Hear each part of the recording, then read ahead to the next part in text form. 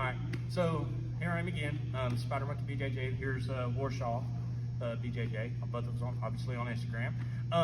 So we're gonna keep continuing what I was doing. Not the last video, which was kind of crazy, inverting upside down, all kinds of insane craziness, right? But this one right here, we're just gonna do the basic triangle from the closed guard.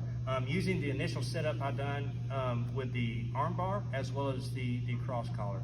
So here I am in my favorite spot to be. I'm in my closed guard again, right? So I'm gonna reach, I'm gonna hook grip both of the sleeves, just like we did previously. I'm gonna raise my hips, and then as I drop my hips, I'm gonna pull this from hip to shoulder. So drop, pop. Now from here, I'm gonna push this arm, like I said, into my hip. The reason I'm doing that is, like I said, I'm not very big, not very strong, but this right here helps me control them a lot easier than trying to control across here, because it's easier for them to pull that out. So I'm gonna pop it in the hip again. Same grip, grabbing the back of the lapel, tucking my elbow to my side, keeping their posture down. Now from here, I'm just gonna do everything I was doing, just like for the arm bar. Foot in the hip, I'm gonna start to pivot. But once I get to this point, I'm gonna relax my leg, right?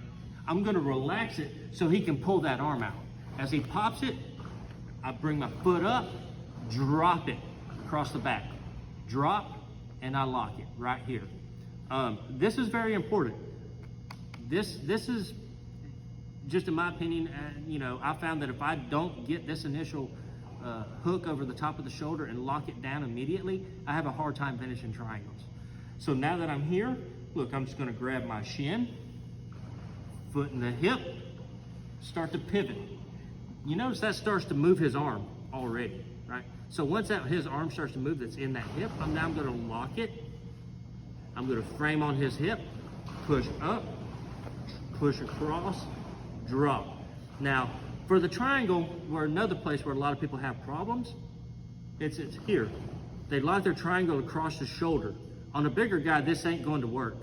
I have to have my calf muscle going across the back of his neck. That tightens the noose, much easier to finish a triangle.